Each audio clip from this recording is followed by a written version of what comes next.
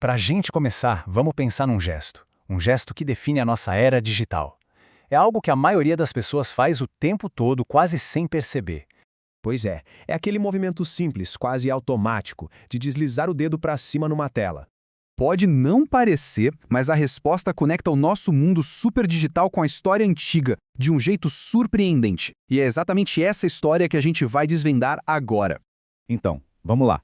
Para entender essa conexão, a gente precisa começar com uma ideia fundamental, mas que muita gente esquece. A escrita, ela não é algo natural. A escrita é, na verdade, uma tecnologia. Pensa assim, do mesmo jeito que uma pedra afiada foi uma tecnologia para estender a nossa força física, a escrita foi a tecnologia que expandiu a mente humana. Ela nos levou para muito além dos limites da fala e, principalmente, da memória. E sabe o que é engraçado? A gente tende a esquecer o perrengue e a frustração de aprender uma tecnologia nova depois que a gente já a domina, né? Isso vale pra tudo. Desde usar um smartphone pela primeira vez até entender um caixa eletrônico. E acredite, aconteceu a mesma coisa com a escrita. Quando vira algo comum, a gente nem lembra como aquilo um dia foi uma coisa totalmente nova e estranha. E antes da escrita, como é que era? Bom, o conhecimento era uma coisa viva, passada de pessoa para pessoa, mas muito frágil. Toda a história, toda a sabedoria de uma cultura inteira tinha que caber num lugar só, a memória humana. Imagina a responsabilidade. Na Grécia Antiga, por exemplo, ideias super complexas de filosofia e de matemática eram desenvolvidas e compartilhadas só na base da tradição oral. E aí que entra um detalhe genial. A poesia, o ritmo, as rimas, não eram só arte. Eram, na verdade, ferramentas, truques essenciais para ajudar a memorizar tudo aquilo. Mas, olha, nem todo mundo achou essa nova tecnologia uma maravilha, não. Figuras como o filósofo Sócrates, por exemplo, tinham um medo danado disso. Ele se preocupava que a escrita ia deixar a mente das pessoas mais preguiçosa, mais fraca, porque todo mundo ia passar a depender de um suporte externo em vez de usar a própria memória.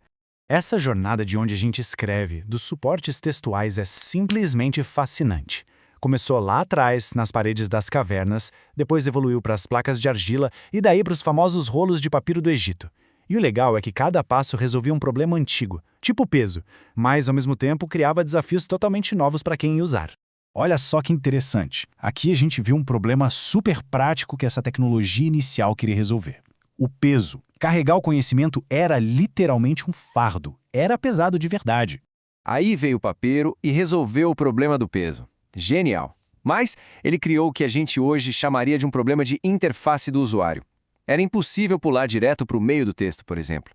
Imagina tentar fazer anotações enquanto lia, com as duas mãos ocupadas. E aí veio o Codex. E isso foi um salto revolucionário. De verdade, foi ele que introduziu conceitos que pra gente são banais hoje. Páginas, escrever dos dois lados e, o mais importante, a capacidade de pular para qualquer parte do texto. Foi a invenção do acesso aleatório, uma virada de chave total para o estudo e para a consulta que mudou o jogo completamente. Mas mesmo com essa invenção incrível do Codex, por séculos e séculos, os livros ainda eram itens de luxo, super raros e caríssimos. Por quê? Porque cada cópia precisava ser feita à mão, um processo absurdamente lento e, claro, cheio de erros. Até que, no século XV, chegou a prensa de Gutenberg. E esse foi o momento.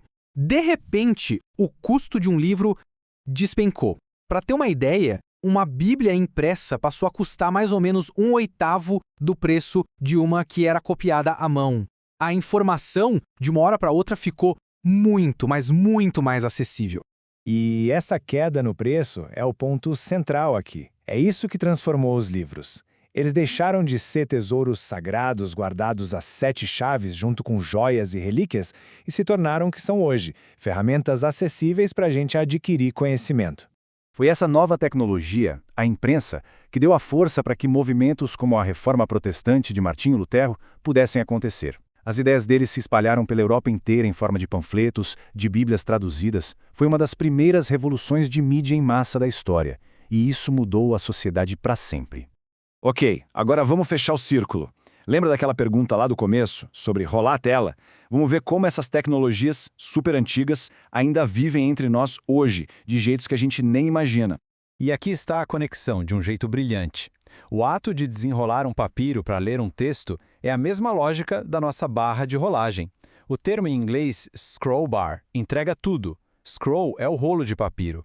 A gente continua rolando textos, só que agora digitalmente. E a outra conexão? Lembra do Codex que permitia folhear e pular para qualquer página?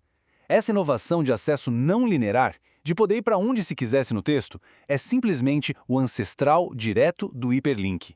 É a base fundamental de como a internet funciona. Tudo isso nos traz até aqui, até o computador. E ele não é o fim da história, de jeito nenhum.